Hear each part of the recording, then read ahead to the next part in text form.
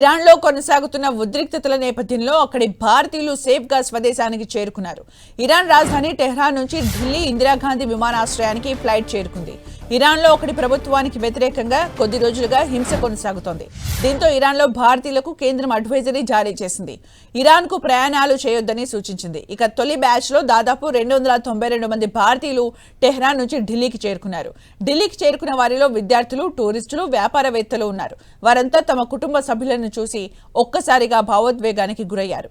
ఇరాన్లో real currency విలువ గణనీయంగా పడిపోవడంతో ప్రారంభమైన నిరసనలు త్వరలోనే దేశవ్యాప్తంగా వ్యాపించాయి. ఇవి ఆర్థిక సంక్షోభం నుంచి ప్రభుత్వ వ్యతిరేక ఉద్యమంగా మారాయి. ప్రభుత్వం ఈ ఆందోళనలు అణచివేస్తుండగా అనేక మంది మృతి చెందారు. ఈ నేపథ్యంలో టెహ్రాన్లోని భారత దౌత్య కార్యాలయం హెచ్చరిక జారీ చేసింది. వీలైనంత త్వరగా అక్కడ ఉన్న భారతీయులు ఇరాన్ను వదిలి రావాలని సూచించింది. దీంతో అక్కడున్న వారు స్వదేశానికి చేరుకుంటున్నారు. ఇరాన్ నుంచి తిరిగి వచ్చిన వారు అక్కడి పరిస్థితుల గురించి వివరించారు. ఇరాన్లో పరిస్థితులు దారుణంగా ఉన్నాయన్నారు. తాము భారత్కు వచ్చేలా కేంద్ర ప్రభుత్వం ఎంబసీ చాలా సహకరించిందని చెప్పారు.